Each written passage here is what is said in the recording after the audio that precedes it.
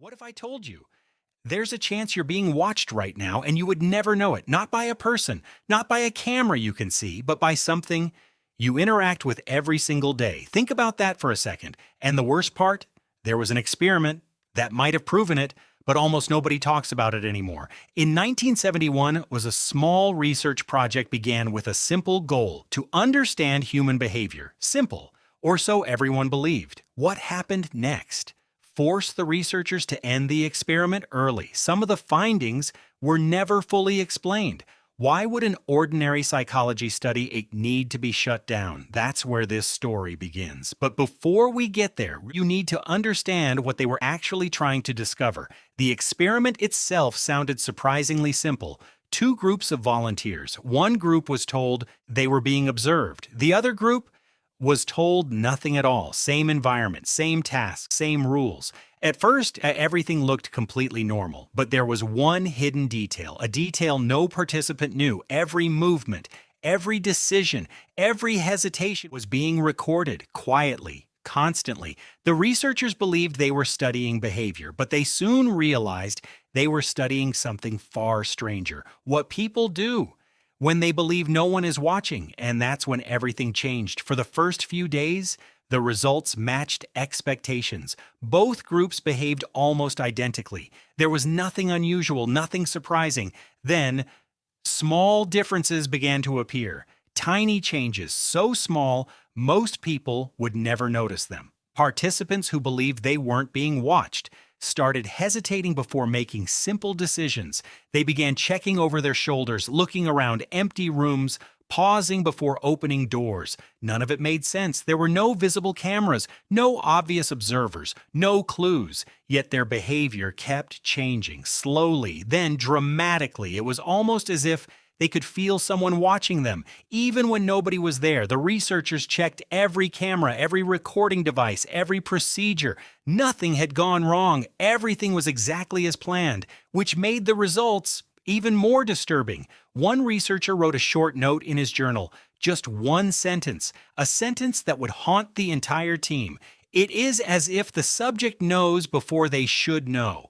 At first, everyone dismissed it. A coincidence, an overreaction, but they were wrong, because the strangest part of the experiment hadn't happened yet.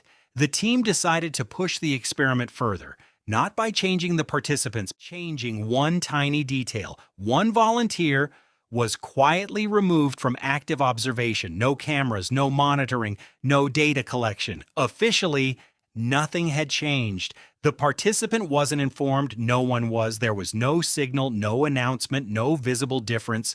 From the volunteers' perspective, everything looked exactly the same, but within hours, their behavior changed, not gradually, instantly. They became more confident, more impulsive. Rules they had carefully followed before, they suddenly didn't seem important anymore. The researchers stared at the data. They checked every timestamp, every camera, every piece of equipment. Everything was working perfectly, which raised one impossible question. How could someone react to a change they had no way of detecting? That single question would change the direction of the entire experiment. How could someone react to a change they had no way of detecting? The room hadn't changed, the lighting hadn't changed, the instructions hadn't changed. Everything looked exactly the same, yet the participant behaved as if something invisible had disappeared. The researchers refused to believe it, so they repeated the test again and again. Different volunteers, different rooms, different schedules. Each time, they secretly stopped observing one participant, and each time, something changed. Not always in the same way, but enough to make everyone in the lab uncomfortable. Some participants became reckless, others relaxed immediately. A few started breaking rules that they had followed for days. It didn't make sense. One scientist suggested that people were detecting tiny environmental clues, maybe a sound, a vibration, a reflection, something so subtle they weren't consciously aware of it. It sounded reasonable until they removed every possible clue. Silent cameras, hidden observers, identical rooms, controlled conditions. Nothing changed. The pattern remained. That's when the research team realized They weren't chasing an equipment problem, they were chasing something much stranger. Weeks passed. The amount of data became overwhelming. Thousands of recorded decisions, hundreds of hours of footage, dozens of notebooks. The answers should have been there. Instead, every answer created two new questions. Then, one evening, while reviewing handwritten notes, a researcher found a sentence that no one remembered writing. It wasn't part of the official report, it wasn't highlighted, it was buried between ordinary observations. Just one line. Observation may not require physical presence. Everyone in the room stopped talking, because if that sentence was true, then the experiment wasn't measuring behavior anymore. It was measuring awareness itself. Could a person somehow sense that they were being observed? Even without seeing a camera, even without hearing another person, the idea sounded impossible.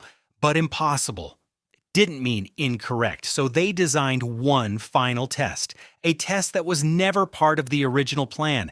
This time, they would activate the cameras at random, sometimes immediately, sometimes several minutes later, sometimes not at all.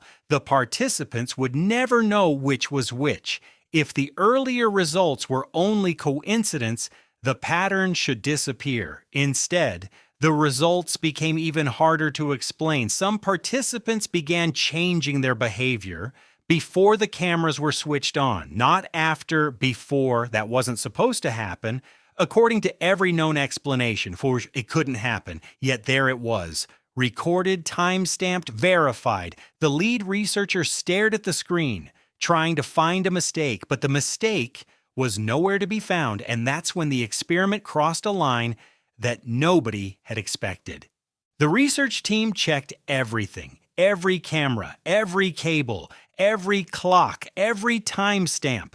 They were convinced there had to be an error. There wasn't.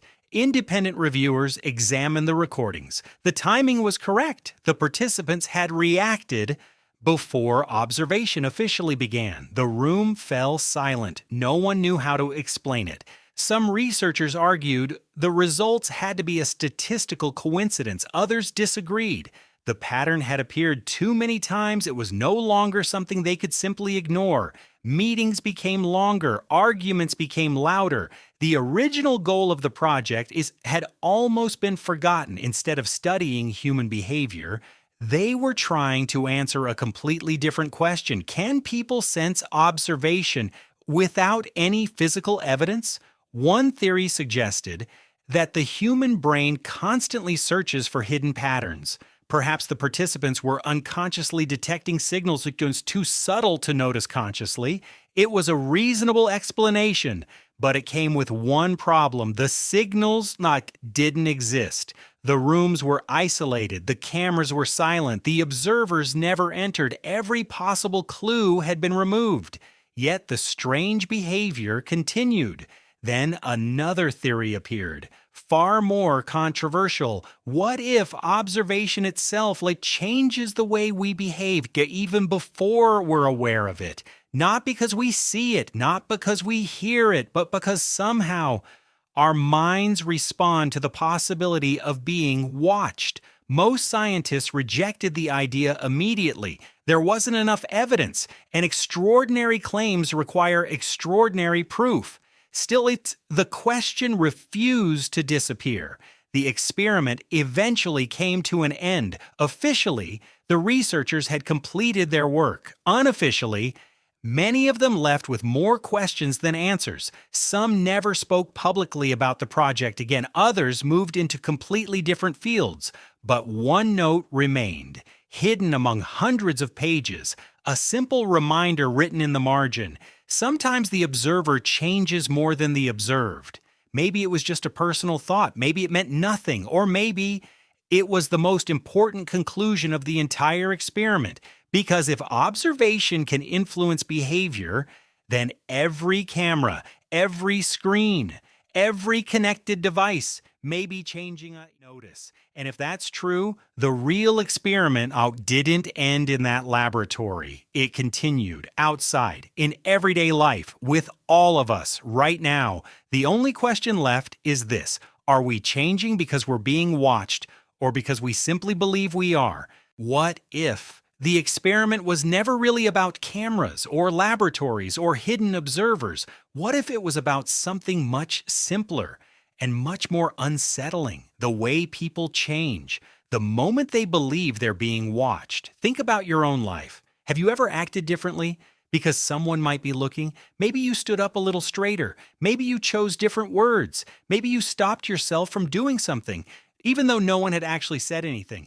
That feeling is surprisingly powerful. Psychologists have studied it for decades. The belief that we're being observed can influence our choices, like our confidence, and even our identity, whether the observer is real or only imagined. Maybe that's the real lesson. Not that there's an invisible force watching us, but that the possibility alone is enough to change who we become.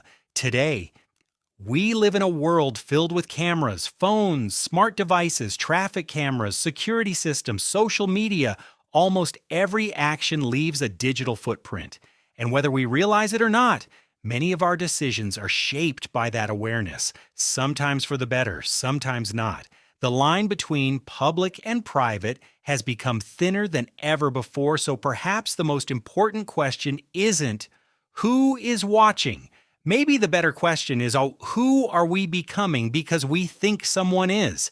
That question doesn't have an easy answer. Maybe it never will, but it forces us to look at ourselves instead of the cameras, because the greatest influence on human behavior may not be observation itself. It may be belief. The belief that someone is always looking, always judging, always recording, and beliefs have a way of becoming reality.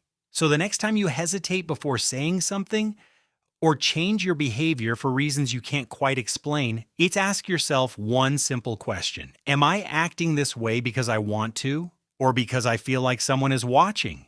Maybe the answer will surprise you, or maybe that's exactly what the experiment was trying to teach all along. If this story made you question the way you see the world, you're not alone, because sometimes the most fascinating mysteries aren't hidden in secret laboratories. They're hidden inside the human mind. Thanks for watching. My name is Jim. This experiment intrigued me, and I wanted to share what I learned with you. Feel free to leave suggestions for videos in the comments. I'd appreciate it. See you next time.